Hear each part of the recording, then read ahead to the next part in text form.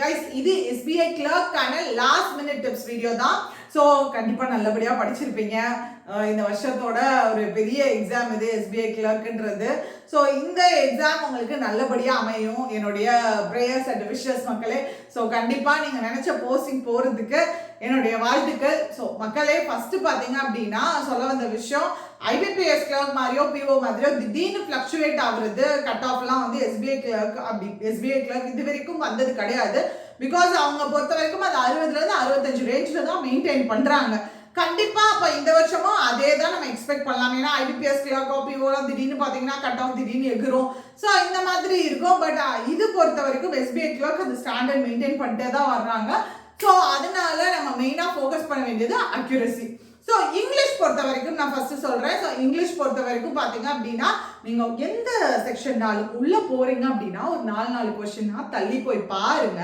பார்த்துட்டு எந்த கொஸ்டின் நீங்கள் அட்டென்ட் பண்ணலாம் அப்படின்னு சொல்லிட்டு மார்க் பண்ணி வச்சுட்டு அடுத்து அட்டென்ட் பண்ண ஆரம்பிங்க. ஸோ ஃபர்ஸ்ட் இங்கிலீஷ் பொறுத்த வரைக்கும் இப்போ எடுத்தோடனே RC வருது அப்படின்னா விட்டுருங்க. ஃபர்ஸ்ட் 1 மார்க் கொஸ்டின்ஸ் போங்க. ஃபில்லர்ஸோ இல்லை எரர் ஸ்பாட்டிங்கோ, ஃப்ரேசல் ஒர்க் கொஸ்டின்ஸ் இல்லை வேர்ட்ஸ் ஒர்க் கொஸ்டின், காலம் பேஸ்ட் கொஸ்டின், இந்த மாதிரி ஈஸியாக எது வருது, டைம் கன்சியூம் ஆகாமல் இருக்கக்கூடிய கொஸ்டின்ஸ் என்னென்ன அப்படின்றத பார்த்து அப்ரோச் பண்ண ட்ரை பண்ணுங்க. அண்ட் பண்ணிட்டு ஃபைனலாக பேராஜம்பிள் அண்ட் RC வச்சுக்கோங்க.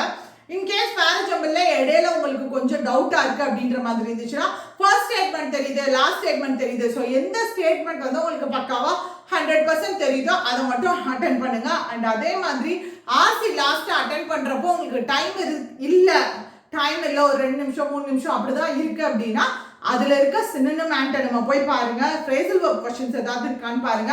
ஸோ இந்த மாதிரி கொஸ்டின்ஸ் இருந்துச்சுன்னா அட்லீஸ்ட் அந்த சினோனிம் முன்னாடி என்ன கொடுத்துருக்காங்க, கொஸ்டினுக்கு முன்னாடி லைன் பின்னாடி லைன் அதை மட்டும் ரீட் பண்ணி அந்த வேர்டுக்கான சினோனிமோ ஆன்டோனிமோ ஃபைண்ட் பண்ண ட்ரை பண்ணுங்க. ஏன்னா மொத்தமாக விட்டுட்டு வந்துடாதீங்க. ஸோ RC பொறுத்த வரைக்கும் கடைசியாக எப்பயுமே வச்சுட்டு மித்த 1 மார்க் கொஸ்டின்ஸ் எல்லாமே ஃபர்ஸ்ட் அட்டென்ட் பண்ணுங்க.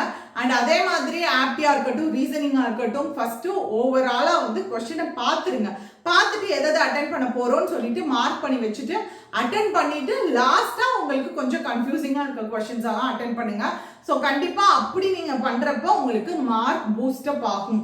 ஏன்னா வந்து எடுத்தோடனே நம்ம டிஃபிகல்ட்டான செக்ஷனுக்குள்ளே போகிறப்போவோ எடுத்தோடனே நீங்கள் கஷ்டமாக ஒரு மாதிரி இருக்குது அப்படின்ற மாதிரி இருந்துச்சுன்னா கண்டிப்பாக கான்ஃபிடன்ஸ் நம்மளுக்கு ஒரு மாதிரி லூஸ் ஆகும். ஸோ அந்த மாதிரி இல்லாமல் எடுத்தோடனே கான்ஃபிடன்ஸ் பூஸ்ட் பண்ணுற மாதிரியான கொஸ்டின்ஸ் நீங்கள் அட்டென்ட் பண்ணீங்க அப்படின்னா கண்டிப்பாக கான்ஃபிடன்ஸ் பூஸ்டப் ஆகும். ஸோ அதனால மிஸ் பண்ணிடாதீங்க மக்களே. கண்டிப்பாக இந்த ஒரு ஆப்பர்ச்சுனிட்டியை நீங்கள் 100% ஃபுல் ஃப்ளெஜ்டாக நீங்கள் யூஸ் பண்ணிக்கோங்க. ஸோ பதட்டப்படாமல் கான்ஃபிடென்ட்டாக போய் எழுதிட்டு வாங்க. அண்ட் எழுதிட்டு வந்த பிறகு உங்களோட ரிசல்ட்டையும் ஷேர் பண்ணுங்க மக்களே. ஆல் தி பெஸ்ட் எல்லாருக்கும். ஸோ இந்த வருஷம் உங்களுக்கு நல்லபடியாக அமைய வாழ்த்துக்கள் மக்களே. So tata bye, see you guys.